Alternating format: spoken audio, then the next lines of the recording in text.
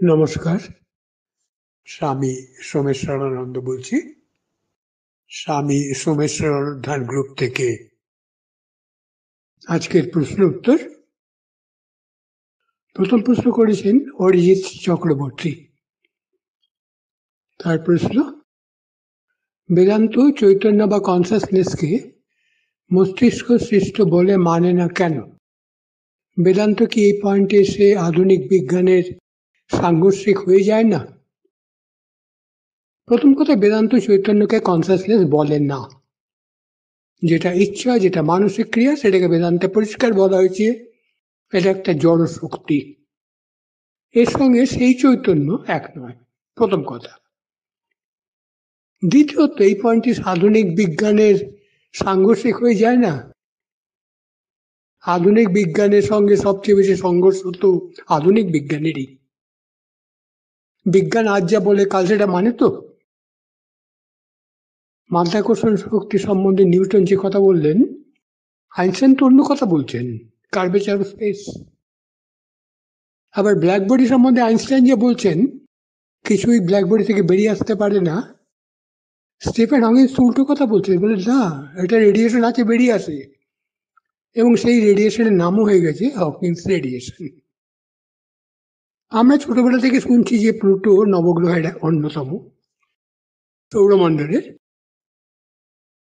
বছর খানেক আগে বিজ্ঞানীরা বলেন না, প্লুটো সৌরমণ্ডলে নয়। তা আগে বিজ্ঞান ঠিক করুক কোনটা সত্যি। বিজ্ঞান সত্যের সন্ধান করে, কিন্তু খুঁজে পায় হাইপোথিসিস। বিজ্ঞান সত্যকে খুঁজে পায় না। যে সত্যটুকু পায় অ্যাপ্লাইড সায়েন্সে দেখা যায়, সেটা হলো ওয়ার্কিং হাইপোথিসিস। সেটাও ক্রমে পাল্টে যাচ্ছে। যেমন আগে ছিল রেডিওতে ভালভ, সেখান থেকে হলো ট্রানজিস্টার, তারপর ইন্টিগ্রেটেড সার্কিট, নানান রকম পাল্টে যাচ্ছে। সুতরাং আপনি যে বলছেন আধুনিক বিজ্ঞানের সাংঘর্ষিক, বিজ্ঞান তো বিজ্ঞানকে সংঘর্ষ করছে। আর বিজ্ঞান সম্বন্ধে সবচেয়ে বড় যে অভিযোগ, যে বিজ্ঞানীকে ঠিক করে বলুক সে কি বলতে চায়। সে আজ এক কথা বলছে, কাল অন্য কথা বলছে, তা তো হয় না। সুতরাং এই যে আপনার মাঝে মাঝেই দেখি যুক্তিবাদী বেদান্ত কি বিজ্ঞান মঞ্চ অমুক তমুক, আমার মনে হয় এদের অনেকেই ঠিক বিজ্ঞানের গভীরে যাননি। তারা এখনো নিউটনের ক্লাসিক্যাল সায়েন্সকেই সায়েন্স বলে মানেন।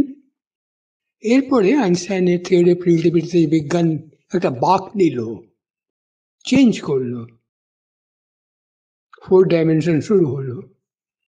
সেটা কিন্তু নিউটনের সঙ্গে থেকে পার্থক্য। আবার এই গত শতাব্দীর প্রথম দিকে সে যখন কোয়ান্টাম সায়েন্স বেরোলো, আরেকটা বাঁক নিল। এবং অরিজিৎ বাবু, আপনি নিশ্চয়ই জানেন যে কোয়ান্টাম ফিজিক্সকে, কোয়ান্টাম সায়েন্সকে আইনস্টাইন মেনে নিতে পারেননি। জীবনের শেষ দিন পর্যন্ত কোয়ান্টাম সায়েন্সের বিরুদ্ধে তিনি বলে গেছেন।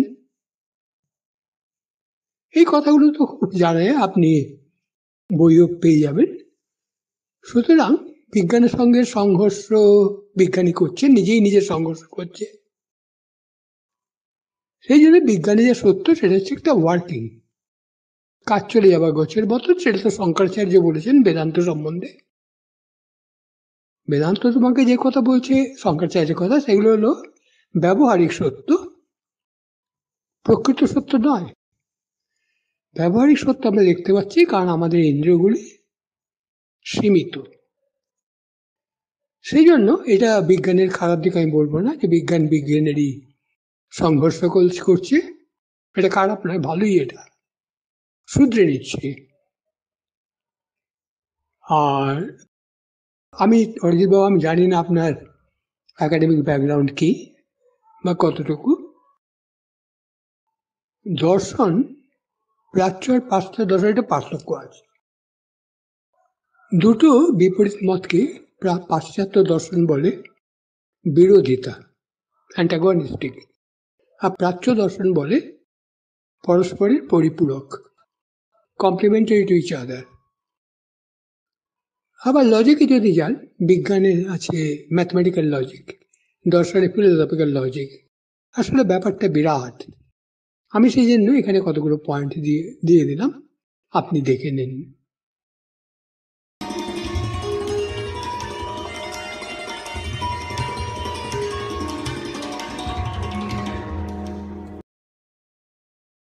পরের প্রশ্ন করেছেন সঙ্গীতা সিনহা।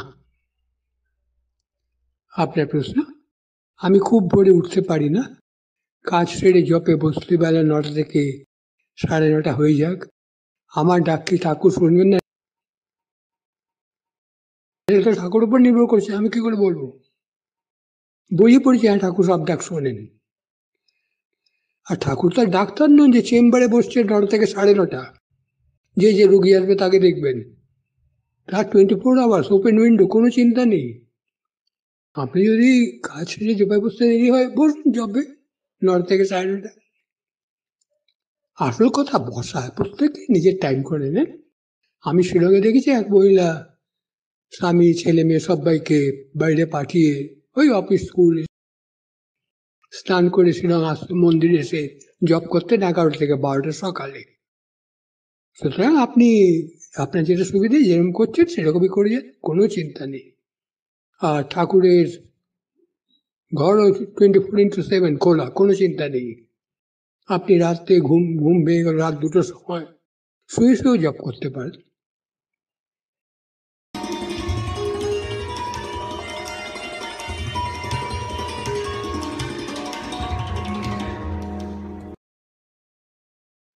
তৃতীয় প্রশ্ন করেছেন চন্দ্রিমা পুরকাইত, 2য় বর্ষের কলেজ ছাত্রী। এখনো দীক্ষা হয়নি, প্রতিদিন সাধ্যমতো গ্রুপে দেওয়া অনুশীলনগুলি অভ্যাস করি। মাঝে মাঝে আপনার থেকেই ভক্তিভাব জেগে ওঠে, মন শান্ত হয়ে সহজ জপ হয়, কিন্তু কিছুদিন পরে ওই ভাব কেটে যায়, সহজে মন একাগ্র হয় না। ঠিকই আছে, এটাই স্বাভাবিক, ভক্তিভাবটা নিজে থেকেই হয় আর কিছুদিন পর কেটে যায়, সব স্বাভাবিক। আপনি চালিয়ে যান, এত সহজে তো একাগ্র হবে না, কারণ আপনি কতটা সময় দিচ্ছেন দিনে? 2 ঘন্টা 3 ঘন্টা, বাকি 21 ঘন্টা তো আপনি অন্য কাজ করছেন, মনের উপর অন্য সংস্কার করছেন। সেই জন্য আপনাকে চালিয়ে যেতে হবে। আপনি ঠিক কাজই করছেন, এভাবেই করে যান, কারণ আপনি এখনো ছাত্রী।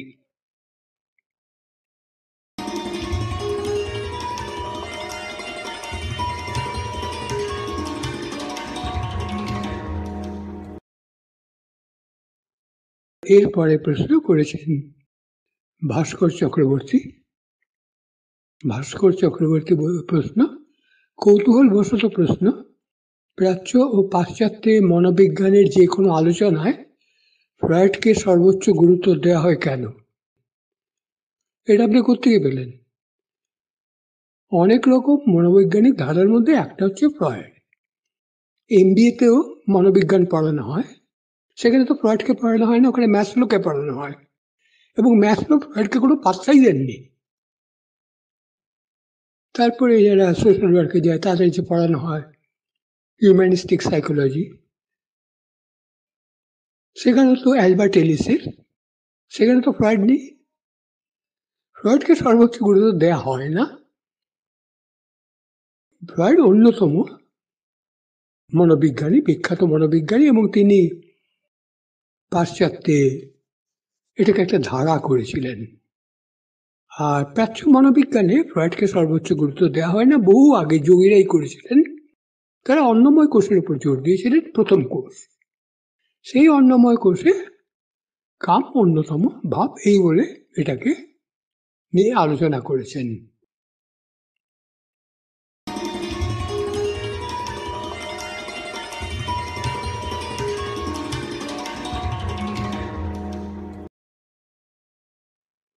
এরপরে প্রশ্ন করেছেন সুপর্ণা রায়। আপনি যে অনুশীলনগুলি দেন, আমি যেন এক একদিন আগে থেকে প্রস্তুত থাকি, আবার এক এক দিন মন প্রস্তুত থাকে না। কেন এমন হয় এ তো বলা মুশকিল।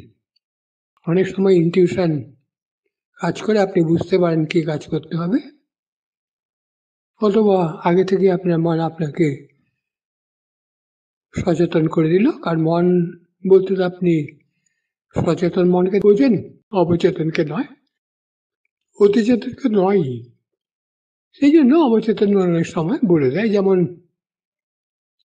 দুপুরে কাজ করতে করতে করতে করতে আপনি অনেকক্ষণ কাজ করলেন, 1:30-2টোর সময় আপনার পাকস্থলী বলে দেবে, স্টোমাক বলে দেবে খিদে পেয়েছে। এটাকে বলে ফিজিক্যাল ক্লক, বিজ্ঞানীরা বলেন ফিজিক্যাল বা অর্গানিক ক্লক।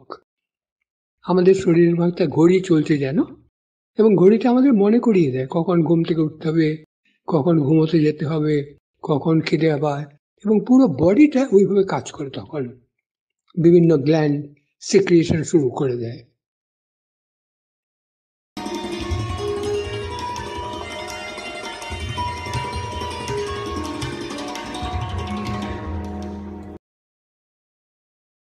শেষ প্রশ্ন করেছেন সন্দীপ পাল। মনোযোগ বৃদ্ধির জন্য কি করা যায়, এই বিষয়ে একটি পৃথক পর্বে বিশদ আলোচনা করলে ভালো হয়। মনোযোগ বৃদ্ধির তো একাগ্র করা মনকে, এবং এই নিয়ে তো আমরা অনেক আলোচনা করেছি, বইও আছে, ধ্যান শেখার ক্লাস এখানেও আছে, আপনারা দেখে নেবেন বইটা, ধ্যান শেখার ক্লাস। একবারে প্রাথমিকভাবে মনোযোগ মানে একাগ্র বৃদ্ধি কিভাবে করতে হয় সেই সম্বন্ধে বেশ কয়েকটা অনুশীলন দেওয়া আছে, দেখুন কোনটা আপনার সুবিধে হয়। আজ তাহলে এখানেই শেষ করি। সবাই ভালো থাকুন। আপনারা নমস্কার।